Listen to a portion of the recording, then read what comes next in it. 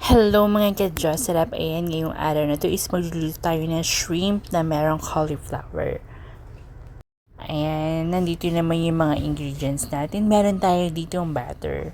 Yung butter, una natin ilalagay. Yan na yung para magiging mantika natin.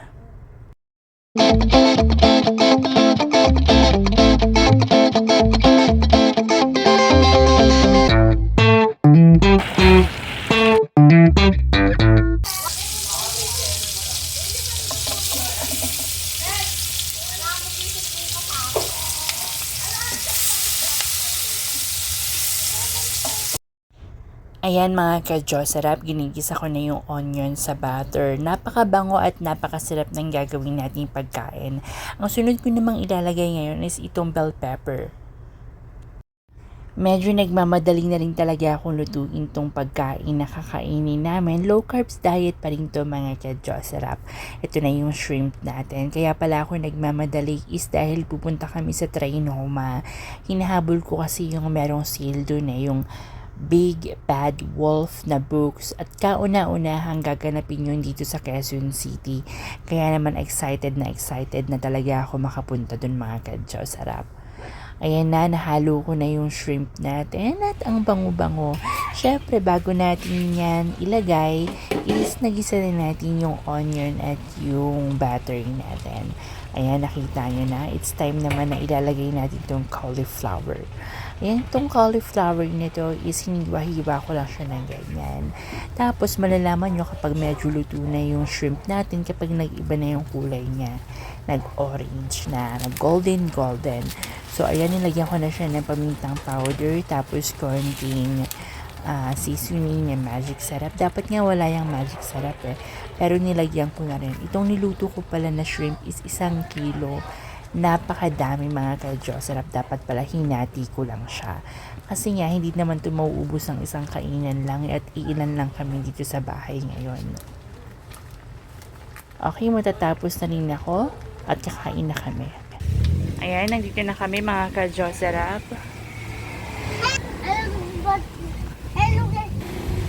So, ayan na yung kapatid ko. Nagtawag na siya ng taxi.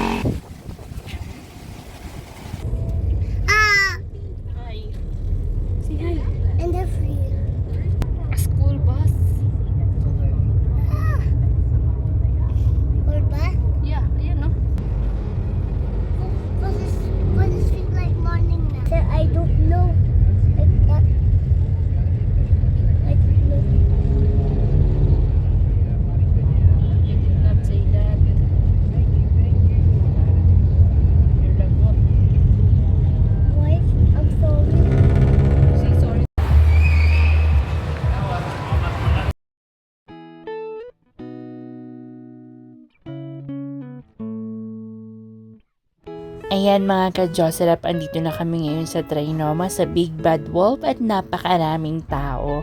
Kita nyo naman hindi talaga magkanda pigil yung mga tao dito dahil nga iba't ibang klaseng mga books yun nandito. Big Bad Wolf, first time in the Quezon City here at Trinoma Mall. Tignan nyo mga ka-Diyos, sarap. Napakasarap pumunta sa mga ganitong klaseng event kasi nga once in a year lang ito mangyayari. At nakikita nyo yan, talagang walang pakialamanan, kanya-kanyang kuha ng basket, kanya-kanyang kuha ng card, at kung ano ba yung mapipili nyo. Syempre, ito naman, para naman hindi rin tayo dito parang ewan, kasama ko yung kapatid ko. So, panigurado ko may mapipili rin yun, lalo na yung pamangkin ko. Nakita niyo itong hardcover na books na to, sobrang kapal. Paul McCartney to mga ka-Diyos, sarap.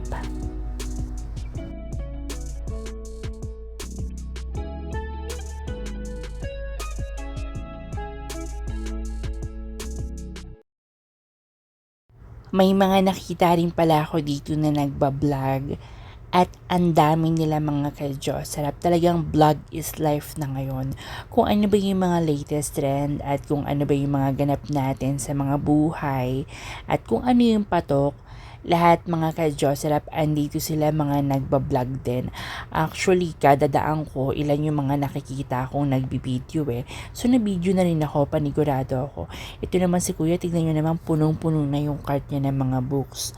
Tapos, ito naman din, hahanapin natin yung mga books na hinahanap ko na gusto kong makuha. Actually, kanina pa ako umiikot dito, pero itutour ko muna kayo. Panigurado ako, meron din naman ako makukuha dito. Pero gusto ko talaga yung great deal. Yan, yung tinatawag natin na yung maganda yung makukuha natin at talagang swak at pasok sa budget natin. Actually, ang budget ko lang dapat ngayon is 5K. Pero feeling ko lalagpas tayo dun sa 5K na yun eh.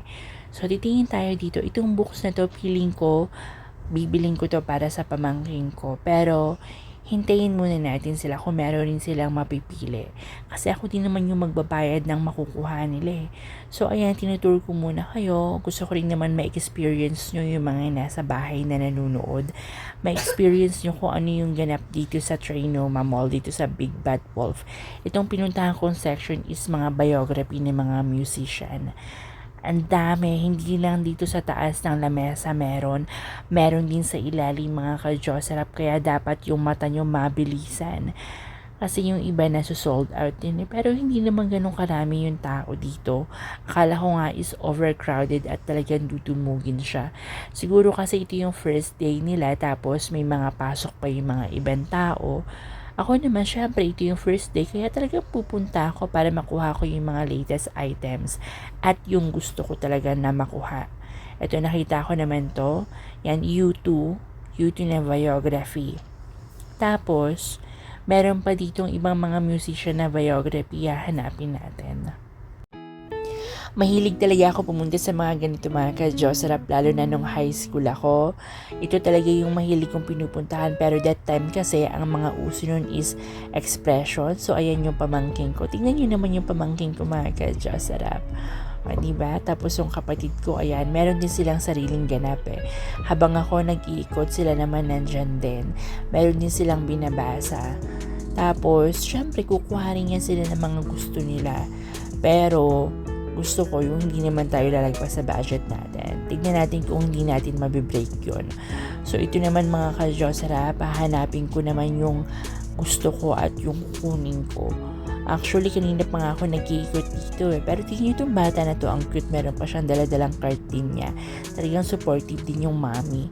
So, pupunta tayo dito sa mga ibang klaseng mga genre ng books. Meron din pala silang iba't ibang klase na mga documentary, adults book, yung mga authors, crime, history, business. Yan. Tapos may nag-offer din dito ng credit card. Talagang dito pa nila ginanap yung mag-offer ng credit card, no? Dito sa side na to, ang dami dito mga kung mahilig kayo magbasa ng mga series na book, dito sa side na to, nandito yon. Diba ang ganda mga ka-Jocerap? Tignan nyo naman, ibang-iba yung ambience. Panigurado ko kung nandito kayo, masasayahan din kayo at iba yung feelings na once in a year or once in your life pupunta ka sa mga ganitong ganap, diba? Kasi hindi naman to nangyayari araw-araw. Once in a year lang to sa isang taon. So, syempre kailangan nandito tayo. Okay? Kukuha tayo ng mga items na sisiguraduhin ko na mga rare and hard to find. Lahat pala ng items na nandito is mga sealed and brand new. Wala silang ino-offer na hindi mga sealed dito. Pero may nakita ko parang merong Pinoy. Naghalo rin sila ng Tagalog na mga books. Siguro yun ata yung hindi sealed. Pero yung mga branded, yung mga imported, lahat mga sealed at karamihan mga hardcover. So, iikot tayo dito banda. Yan, may nagtitinda rin pala dito ng mga food. Kung nagugutom kayo, ito, tignan nyo naman itong mga libro na to. Ang ganda mga ka-Jocerap. Tapos, dito sa ilalim, ang daming libro. Pero sisilipin natin yan kung ano yung nasa ilalim. Ito, dito tayo. Yan. Yung pricing pala ng mga libro is kapag makikita nyo, wala kayong makikitang price na nasa libro. Yung mga price is nakadikit siya sa mga tarpaulin sa harap ng libro, mga ka-Diosarap. Yung nakikita nyo yan ng mga tarpaulin na yan, ang palatandaan kung anong price ng libro. For example, yung libro is letter A. Tapos doon sa tarpaulin na yun, nakasulat doon yung price, letter A, 100 example. Yan. So ito naman mga ka-Diosarap, tignan nyo naman nandito si Michael Jackson. May nakita akong Michael Jackson dito. Sealed and hardcover siya. Kukuha ako nito. Siguro I'll make it 3. Kukuha ako ng tatlo. Ayan yung pamangkin ko at yung kapatid ko. Tignan nyo naman mga ka-Diosarap. Ayan, kumuha rin ako ng OICs. Ayan, dito tayo sa mga Filipino groups. Ito yung sinasabi ko sa inyo na may Filipino groups. Ayan, ito na yung card namin. Okay, so meron akong hinahanap dito. Hopefully, makikita ko na rin yung gusto kong makuha. At ayan, bumaba na nga yung pamangkin ko sa park dahil gusto na rin niya maglakad. Pero ang kulit mga ka-Diosarap. Tignan nyo naman, dito tayong sa na to. At ayan na nga, meron din siya nakita niya na yung marbles na kanina sabi ko, kukunin ko yan. Ayan, nakita niya na, so wala na tayong magagawa dyan. Bibigay na natin sa kanya, gift na natin itong marbles na to. Ang ganda rin kasi ng marbles. Tapos dito sa side may nakita akong ABBA. Kukuha ko ng ABBA groups. Music to mga ka-Diosarap. Sila yung mga sikat na magkaka-member during 60s or 70s. Yan, kukuha ko ng ABBA siguro mga 5 piraso. Hardcover ito ha, sealed and brand new. Tapos meron pa ako nakita sa gilid. Kasama na, ano yan member ng Nirvana. Yan, itong yan, yung blue na yan. Ayan si Paul McCartney. Ayan, dito tayo sa side na to. Ayan, ito nakikita. Ang ganda ng mga cover dito. Okay. Tapos meron din dito si, si Hendrix, Jimi Hendrix. Yan, sealed and brand new and hardcover.